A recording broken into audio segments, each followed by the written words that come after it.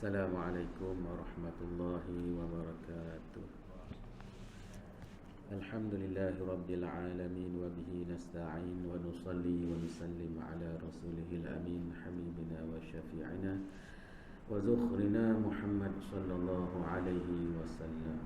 Qala rabbi shrah li sadri wa yassir li amri wahlul 'uqdatam min lisani yafqahu qawli. سبحانك لا علم لنا إلا ما علمتنا إنك أنت العليم الحكيم. أشهد أن لا إله إلا الله وحده لا شريك له وأشهد أن محمدا عبده ورسوله أما بعد. Alhamdulillah. Pertamanya marilah kita bersyukur kepada Allah Subhanahu Wa Taala dengan segala limpah kurnia nikmat yang pelbagai yang Allah Subhanahu Wa Taala lebihkan kita daripada orang yang lain. Alhamdulillah. Sangat banyak nikmat yang Allah Subhanahu Wa Taala telah kurniakan kepada kita, dan sememangnya kita tidak mampu untuk menghitungnya. Moga-moga kita menjadi di kalangan orang Islam yang sentiasa cuba menjadi orang yang bersyukur dengan nikmat Allah Subhanahu Wa Taala itu. Jadi insya-Allah pada malam ini kita membaca ayat yang ke-121 daripada surah Al-Baqarah. A'udzu billahi minasyaitonir rajim. Bismillahirrahmanirrahim. Alladzina atainahumul kitaba yatlunahu haqqa tilawatihi ulaika yu'minuna bihi wa man yakfur bihi fa ulaika humul khasirun. Sadaqallahul azim.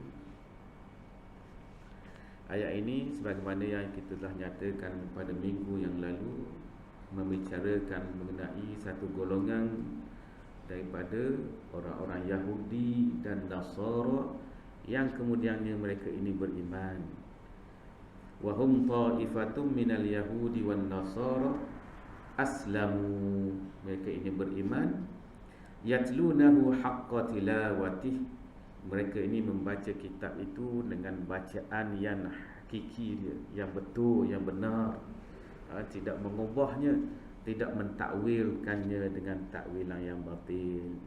Segala apa yang datang daripada Allah Subhanahu Wa Taala, maka mereka ini taat kepadanya. Ati Allah wa ati'ur Rasul. Taatlah kamu wahai orang-orang yang beriman kepada Allah dan kepada Rasul. Ay yaqra'unahu qira'atan haqqah, membaca dengan bacaan yang benar, kama unzila, sebagaimana yang diturunkan. Bagaimana Allah turunkan Al-Quran, begitulah yang kita baca, yang kita cuba fahami dan yang kita amalkan.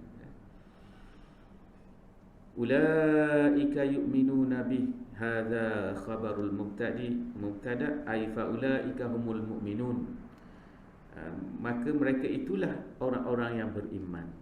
Makna orang yang beriman dengan sebenar-benar beriman ini, dia membaca kitab yang diturunkan kepada mereka ini dengan bacaan yang benar, bacaan yang betul, tafsiran yang benar, bukan tafsiran yang batil.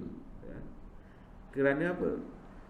Kerana orang mukmin ini bila dia beriman itu maksudnya dia nak taat kepada Allah Subhanahu Wa Taala, bukan nak pergi takwil pula.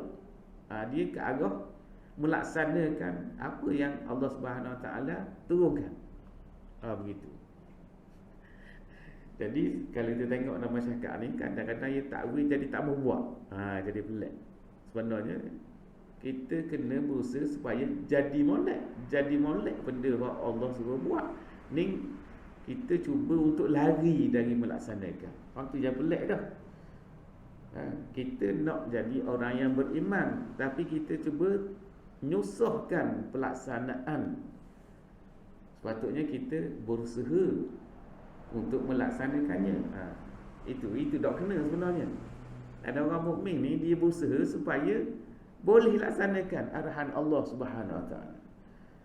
Allah kata hukumnya gini, kita cuba untuk laksanakan tu.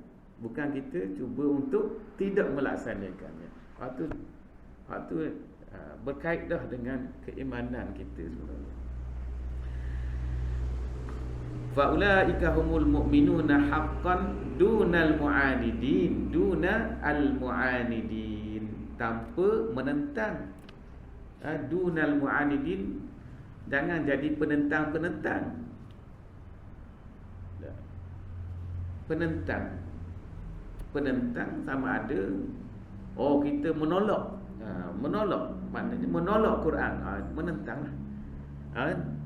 Orang Yahudi menolak Taurat, menentanglah tu. Orang Nasara menolak Injil, dia menentanglah. Itu menentang secara jelas, tidak mahu menerima. Ada juga orang menentang secara halus, dia nyusah, tak mau buat. Dia buat payah nak laksanakannya. Itu termasuk dalam golongan menentang, tapi dengan cara yang halus, dengan cara yang licik, tak ambuh sebenarnya, tapi berhelah, pandai menggunakan kata-kata nak, tapi gini. Itu masalah sebenarnya. Orang mukminnya tidak gitu. Dia nak buat. Sebab tu dia jadi orang beriman. Sebab apa? Dia nak buat apa yang Allah Subhanahu Wa Taala arahkan supaya mereka buat. Itu hak asal sebenarnya. Hak asal tu, itu adalah prinsip asal. Dan sebab apa beriman? Sebab nak melaksanakan apa yang Allah suruh dan meninggalkan apa yang Allah larang. Tapi dia buat buat payah dengan apa yang Allah suruh. Itu masalah dia. Al-muharrifina li kalamillah. Muharrif, ia tidak menentang dan ia tidak mengubah. Muharrif, diubah. Ia tidak menjadi penentang dan tidak menjadi golongan yang merubah kandungan tu. Al-muharrifina li kalamillah, tidak merubah kalam Allah. Sebagaimana orang Yahudi dan Nasrani yang mengubah kitab-kitab yang diturunkan kepada Nabi mereka. Quran, kalau nak terang, ada nak terang ubah, tapi tak boleh ubah. Sebab jaminan daripada Allah Subhanahu Wa Taala sampai hari akhirat. Kerana Quran ni mukjizat yang al-khalidah, mukjizat yang kekal. Sebab apa? Dia adalah bukti yang sebesar-besar bukti mengenai kerasulan Nabi Muhammad sallallahu alaihi wasallam. Tanda hak besar tu Quran lah, tanda hak paling besar kerasulan baginda Muhammad sallallahu alaihi wasallam. Jadi ia kekal sampai ke akhirat. Wa may yakfur bihi fa ulaika humul khasirun. Barang siapa yang kufur dengannya, dengan Quran itu, maka mereka itulah golongan-golongan yang rugi.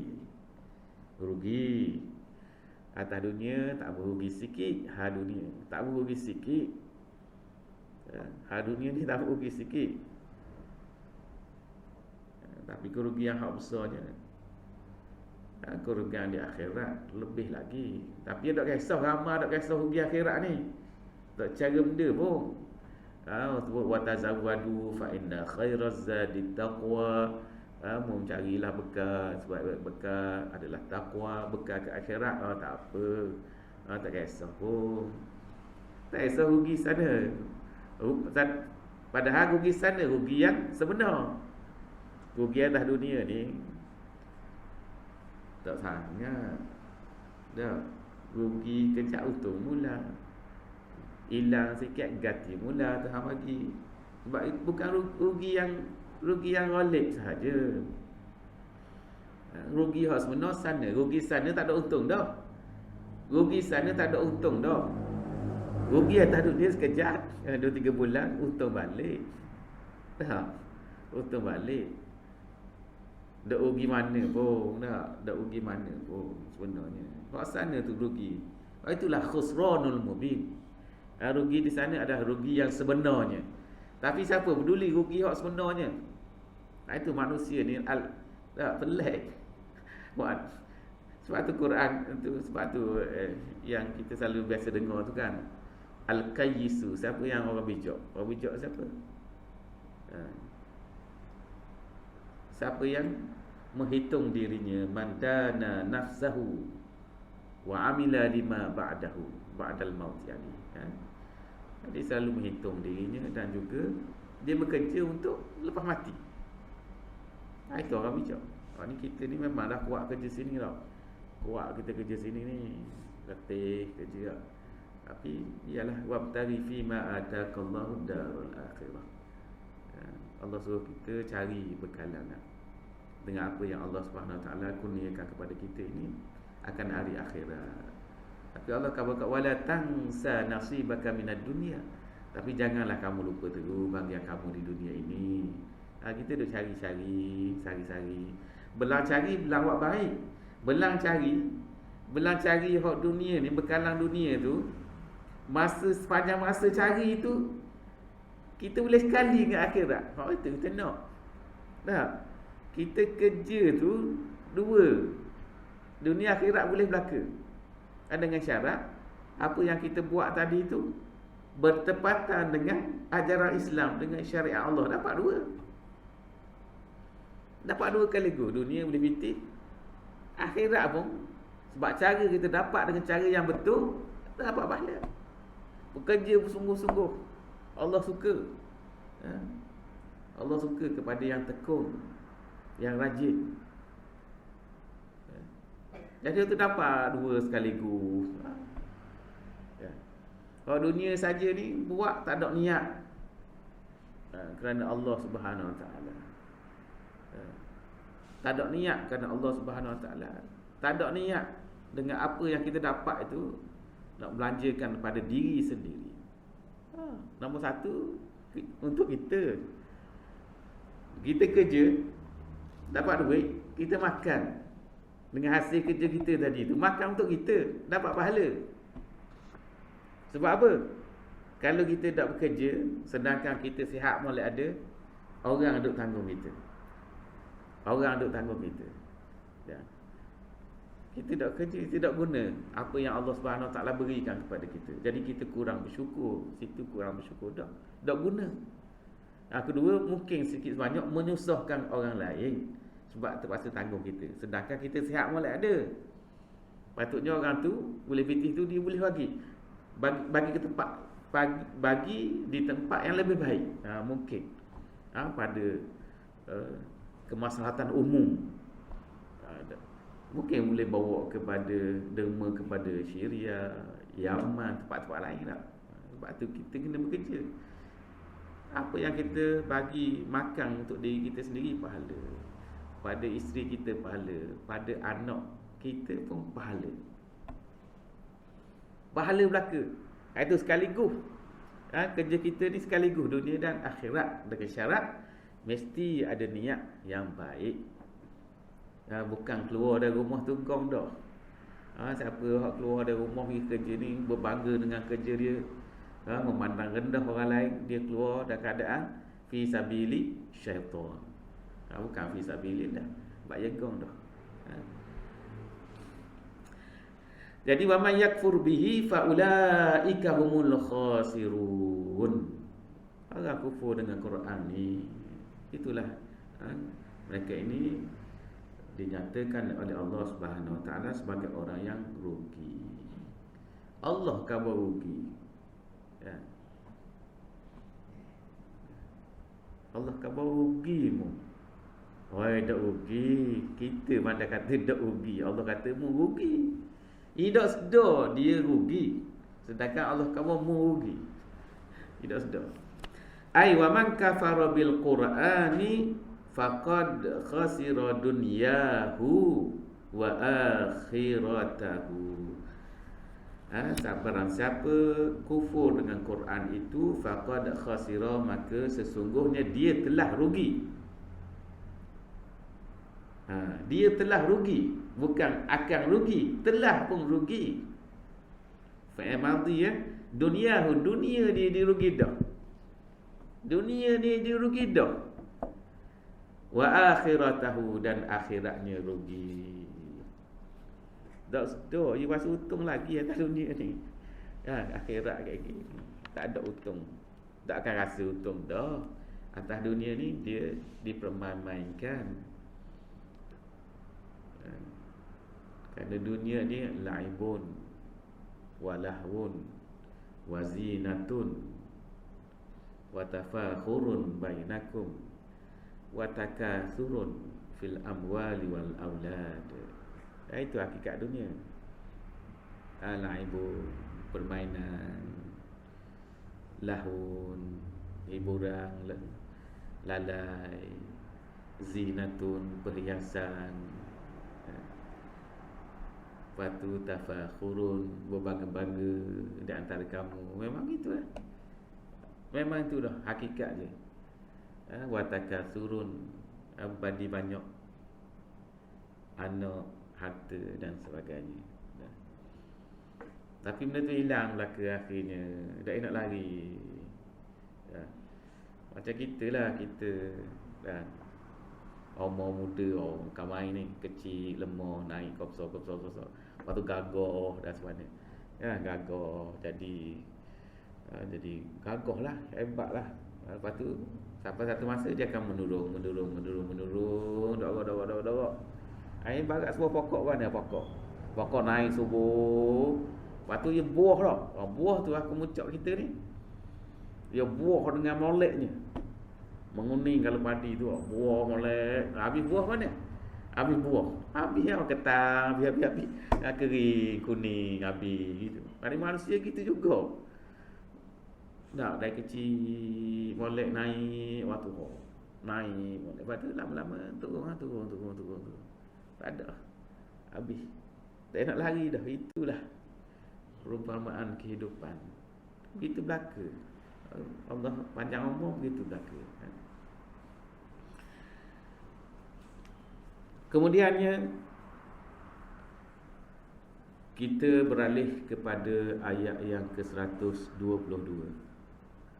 Ya bani Israil adhkuru ni'mati allati an'amtu 'alaikum wa anni faddaltukum 'alal 'alamin.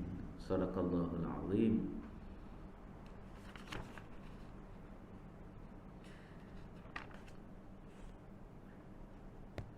Ai uzkuru, ingatlah ni'mati, uzkuru ni'ami al-kathirah, nikmat-nikmatku yang banyak, alaikum, kepada kamu, wa ala abaikum, kepada kamu dan juga kepada ibu bapa kamu, kepada bapa-bapa kamu. Ini ayat ini ditujukan kepada Bani Israel. Allah menyeru kepada Bani Israel, uzkuru, ingatlah ni'mati, nikmatku, allati an'amtu alaikum, yang aku kurniakan kepada kamu, wa anni faddaltukum 'alal 'alamin, dan sesungguhnya aku, yakni Allah Subhanahu wa taala, telah melebihkan kamu daripada sekalian alam. Bani Israel ni memang Allah Subhanahu wa taala lebihkan dia. Disebut banyak kali di dalam Al-Quranul Karim. Banyak kelebihan Bani Israel ini. Wa anni faddaltukum 'alal 'alamin, ay wadhkuru tafdhili lakum, iaitu ingatlah tafdhili lakum. Tafdhili lakum, kelebihan-kelebihan aku kepada kamu. Makna Allah ni melebihkan. Allah ini melebihkan ala sairil umam, atas seluruh umat-umat fi zamanikum, pada zaman kamu. Fi zamanikum, pada zaman kamu. Sebab apa ditulis zamanikum, pada zaman tu? Sebab umat Nabi Muhammad sallallahu alaihi wasallam, Allah jadikan umat Muhammad sallallahu alaihi wasallam sebagai umat yang terbaik, yang dikeluarkan bagi manusia. Zaman tu Bani Israel banyak kelebihan yang Allah Subhanahu Wa Taala berikan kepada mereka itu. Dengan rasul-rasul daripada kalangan mereka, Allah selamatkan mereka dari Fir'aun, mana bangsa yang terpilih. Fir'aun membiarkan anak-anak perempuan hidup, orang lelaki disembelih, orang perempuan dibiarkan hidup. Kemudiannya kita tengok Allah juga mengampunkan dosa-dosa mereka yang lampau.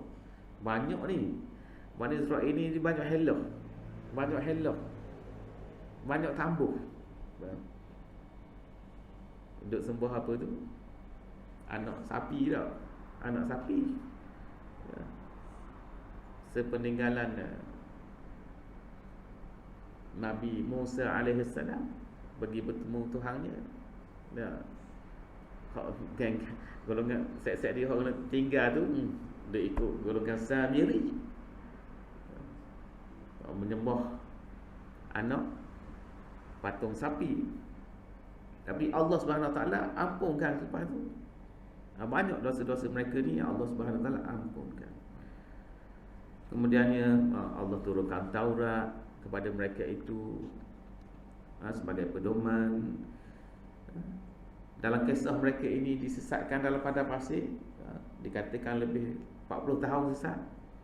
Dalam keadaan padang pasir, panah terik dan sebagainya. Allah datangkan awan putih menaungi mereka, golongan yang lebih. Selepas 40 tahun sesat di padang pasir, Allah bagi jalan keluar. Lepas tu Allah Subhanahu Wa Taala kurniakan mukjizat kepada Nabi Musa alaihi salam di tengah padang pasir tu. Guna tongkat, dok katok pokok batu hokkah kejung. Tak boleh nak arah air padanya. Maka terpancur 12 mata air. 12 mata air. Banyak Allah Subhanahu Wa Taala berikan kelebihan-kelebihan kepada Bani Israel ini. Padang pasir, tak ada makanan dan sebagainya, Allah menurunkan manna wassalwa, makanan lebih belaka tu. Manna wassalwa nak cari hal lain. Padahal tu habis hal lebih dah, cari hal lain. Tak berhati. Kan? Itu antara nikmat-nikmat yang Allah Subhanahu Wa Taala berikan kepada Bani Israel. Jadi dalam ayat ni Allah mengingat dak kok gini. Banyak kamu ni mengingat dak. Lepas tu uzkuru, mengingatlah Bani Israel cerita-cerita hak dulu, nikmat-nikmat aku padamu tu, kepadamu dan juga kepada bapa-bapa kamu. Kemudiannya dalam ayat yang ke-100, ayat yang ke-123, wattaqu yawman la tajzi nafsun an nafsin syai'a wa la yuqbalu minha 'adlun wa la tanfa'uha syafa'ah wa la hum yunsarun. Sadaqallahul azim. Di dalam ayat yang ke-123 ini, ay khafu dhalikal yawmar rahib, ay khafu, takutlah kamu. Takwa ni takut. Wattaqu, takutlah. Khafu yawman, hari. Ai khafu dzalikal yauma ar-rahib. Takutlah kamu akan hari itu ar-rahib, hari yang menakutkan. Hari akhirat ni. Alladzi la tughni fihi nafsun an nafsin. Yang mana nafsun itu, satu diri itu la tughni fihi nafsun an nafsin. Satu jiwa itu tidak bermanfaat bagi jiwa yang lain. Seorang tu tak boleh nak bantu, sibuk dengan diri masing-masing sendiri sahaja. Ada yang bantu. Wala tarfa anha min azabillahi syai'a. Wala tudfa anha min azabillahi syai'a. Dan tidak ditolak daripada jiwa itu dari azab Allah sedikit pun. Syai'an. Kalau hak yang kena azab ni, tak ada orang hak boleh tahan. Akhirat kalau tak ada, macam nanti katalah atas dunia ni ramai kau ni. Tak apa hang buat salah. Tak apa hang buat salah, aku jagamu. Oh, sedap cakap. Atas dunia ni orang berkuasa ni, kalau dia kata begitu, berat benar. Tak apa, aku jagamu. Buat benda-benda pun aku jagamu. Asal golongan kita berjaya sudah lah. Tak kira dah peraturan ke, peraturan agama ke, tidak kira. Peraturan dunia pun, undang-undang yang ada tu tidak layang belaka. Mentang-mentang bila berkuasa ni, dia suruh orang bawah dia buat salah. Tak apa, aku jagamu. Oh, akhirat kelak boleh buat gitu atas dunia ni. Bila dikuasai oleh hawa nafsu, macam-macam lah. Nak langgar belaka, nak langgar belaka. Hukum dunia nak langgar, hukum agama pun nak langgar. La tudfa anha min azabillahi syai'a. Sedikit pun la tudfa, tidak tertolak daripada anha. Anha itu daripada jiwa. Anha nafsun, daripada an nafsi. Anha, ha tu yaudu ila nafs, jadi muannas. Nafsun tu muannas. La turfa anha min azabillahi syai'a lianna kulla nafsin bima kasabat rahinah. Sebab apa? Lianna kulla nafsin, kerana setiap jiwa itu bima kasabat, dengan apa yang dia telah lakukan itu tertanggung. Kita ni, setiap jiwa kita ni, sejak daripada kita mukallaf dulu, segala yang kita buat tu kita tertanggung berlaku. Jadi banyak mana dah perkara kita buat ni, banyak mana dah tuan-tuan sekalian perkara yang kita buat.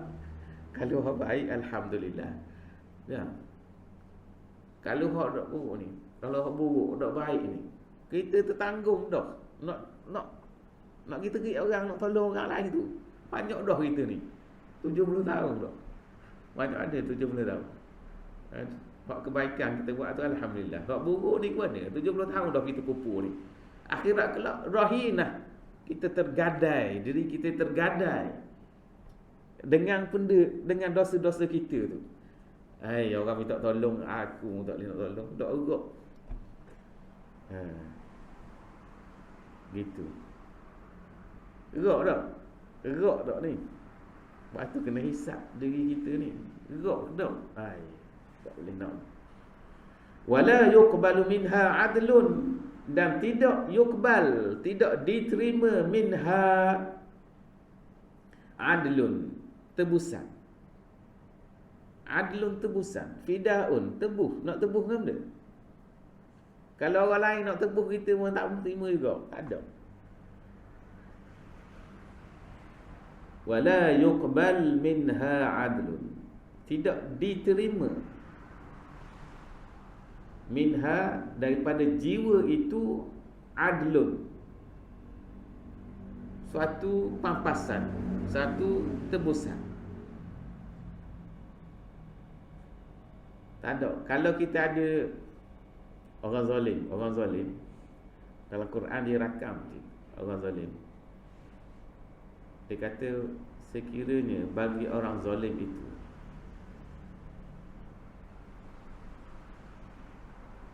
ma fil ardi jami'a, ma fil ardi jami'a, ma fil ardi jami'an atau mislahu ma'ahu. Kalau orang zalim itu mempunyai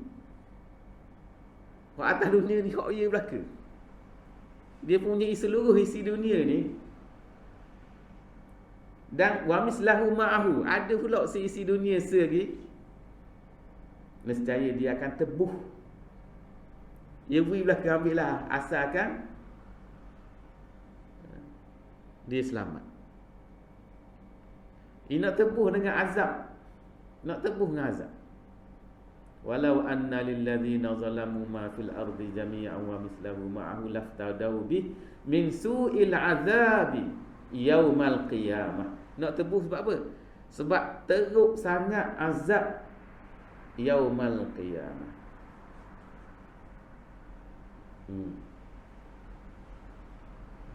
Min su'il azab yaumal qiyamah. Dia nak tebuh. Kalau ada seketak dunia hak dia nak tebuh. Tuhan kata dah ambil tebuh. Dah ambil tebuh.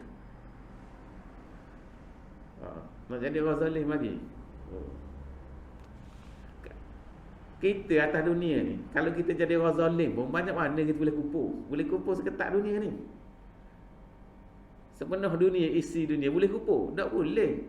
Kalau boleh kupur pun dah padang tu, nak tebuh, tak ada. Tebusan tak ambil.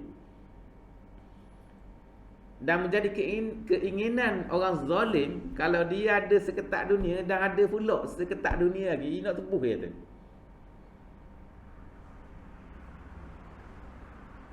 Kerana apa? Teruknya azab akhirat itu.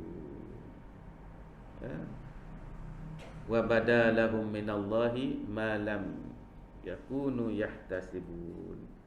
Jelaslah daripada Allah, makna azab Allah ini tidak sangka setara tu. Tidak sangka.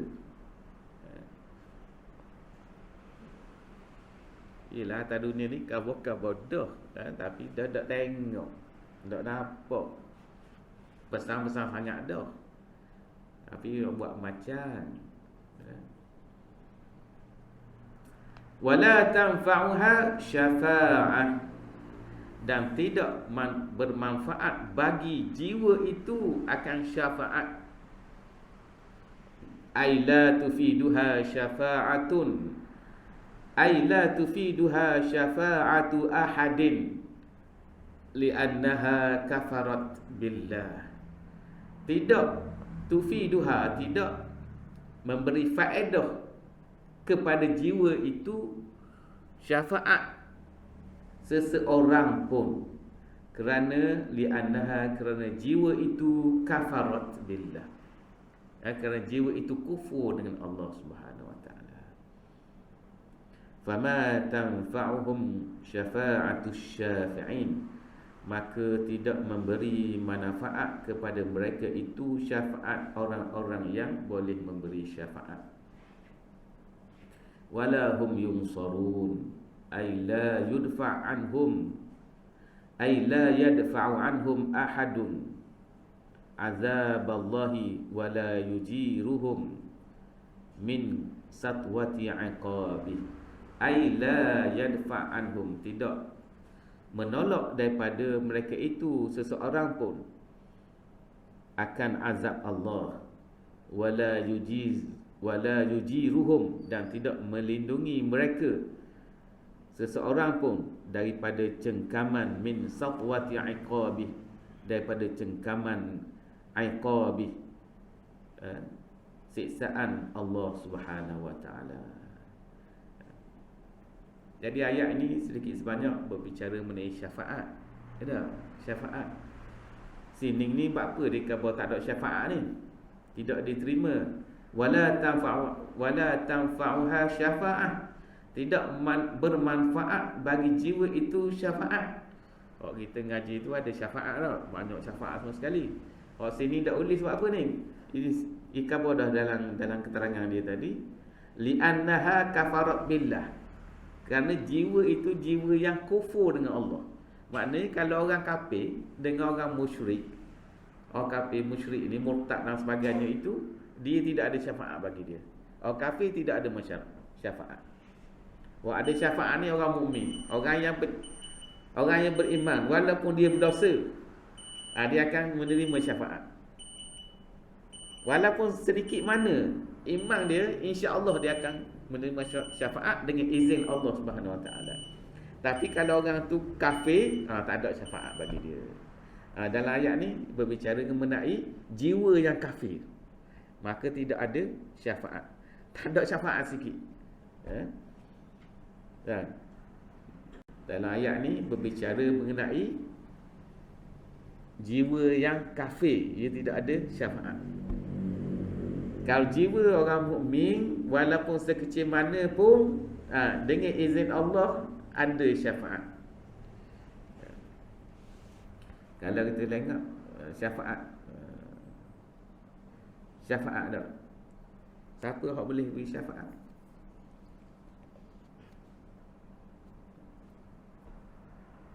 Yang terutamanya mestilah Allah Subhanahu Wa Taala. Ya Allah. Kalau di akhirat kelak tu atas izin Allah belaka. Mesti izin Allah bagi syafaat tu. Allah izin kepada Nabi Muhammad, kepada Nabi Ibrahim, bagi syafaat dengan izin Allah Subhanahu Wa Taala.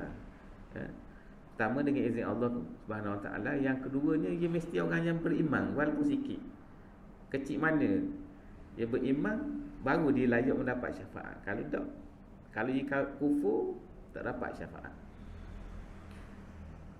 Syafaat para rasul, nabi, malaikat, syafaat malaikat pun ada. Allah izinkan. Syafaat siddiqun, orang-orang yang siddiqun. Orang yang siddiq ini ialah orang yang membenarkan nabi-nabi, membenarkan rasul-rasul, dan tidak ada keraguan sikit terhadap kerasulan rasul-rasul itu, iaitu siddiqun. Kemudiannya para syuhada dan orang mukmin. Orang mukmin atas dunia kita jadikan dia musuh, nak dapat syafaat ke mana?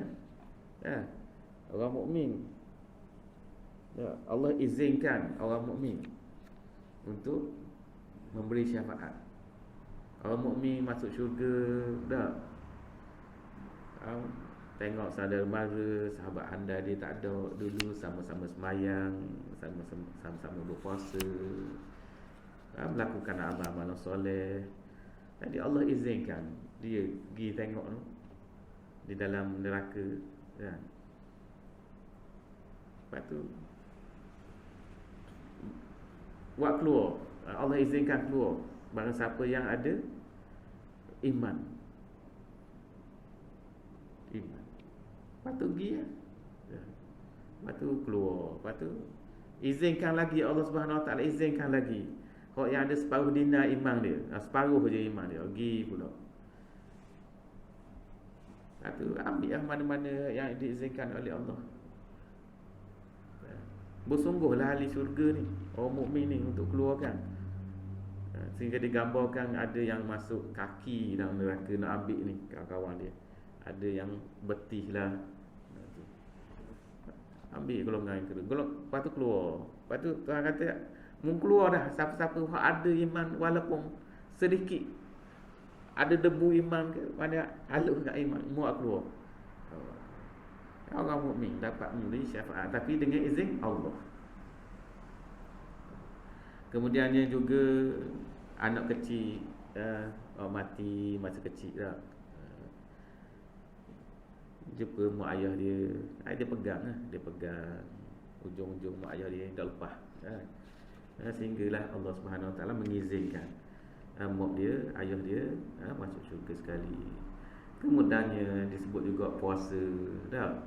Puasa tak makan kerana puasa, meninggalkan syahwat dia di siang hari kerana aku puasa kata, maka Allah izinkan untuk memberi syafaat. Begitu juga Quran, tak tidur malam banyak dia, mana mata bersengkam mata kerana membacanya, maka Allah Subhanahu Wa Taala pun izin kepada Quran untuk memberi syafaat. Iqra'ul Quran, bacalah Quran, fa innahu ya'ti yaumal qiyamah syafi'an li ashabih. Kamu baca Quran, banyak kamu baca Quran, kerana Quran itu akan datang pada hari akhirat sebagai memberi syafaat kepada orang yang baca dia. Itulah di antara pemberi-pemberi syafaat. Dan disebut juga pemberi syafaat akhirnya Allah Subhanahu Wa Taala. Ada juga, maknanya Allah ni Maha Pengasih, Maha Penyayang. Dah. Akhir sekali disebut dalam suatu hadis. Kalau kita tengok hadis ni hadis sahih. Itu syafaat akhir ialah syafaat Allah daripada Allah, iaitu Allah Subhanahu Wa Taala menggenggam. Kita tak boleh bayanglah genggaman Allah mana, jangan bayanglah. Sebut menggenggam dari neraka satu genggaman. Maknanya tak boleh nak tunjuk contoh, tak boleh sebenarnya. Cuma tabiat bila genggam, nampak genggam kita ni, tapi salah belaka tu. Laisa kamitslihi syai'un. Allah tu tak sama dengan manusia. Tapi kalau tak cerita tak faham. Menggenggam satu genggaman, mengeluarkan satu kaum, mengeluarkan satu golongan atau kaum yang benar-benar telah hangus. Duduk dalam neraka dah. Mana Allah keluarkan. Tapi orang ni ada iman. Ada iman. Orang kafir tak ada dah. Mana orang beriman ni sikit, maknanya dia banyak dosa, zalimnya sangat banyak dan sebagainya. Tapi Allah akan syafaat terakhir ialah Allah sendiri. Wallahu a'lam. Akhirnya gitulah tuan-tuan sekalian, berkait dengan syafaat ini. Allah mengampunkan siapa yang dikehendaki, Allah mengazab siapa yang dia kehendaki. Sebab tu kita kena minta semua. Mana amalan kita ni memang dah dah banyak mana amalan kita ni. Tapi Allah Subhanahu Wa Taala dengan kasih sayangnya, dengan rahmatnya, dengan syafaat Allah Subhanahu Wa Taala. Sebab tu kena berharap semua. Kena berharap akan pertolongan Allah Subhanahu Wa Taala. Jadi tuan-tuan sekalian, sekadar itulah saja untuk bacaan kita sama-sama sikit sebanyak mengingati akan hakikat kehidupan kita di dunia ini. Wabillahi taufiq wal hidayah. Wassalamualaikum warahmatullahi wabarakatuh. Wallahu a'lam.